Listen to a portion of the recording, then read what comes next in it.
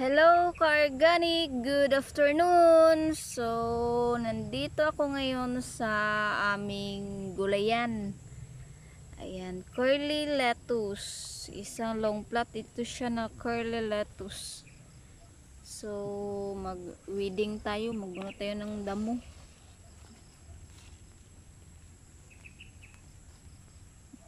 Activity natin ngayong hapon, magbunot ng damo. Para malinis naman sila.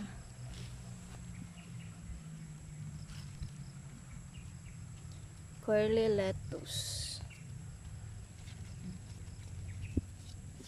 Sarap masyado isalad. Ayan. First week of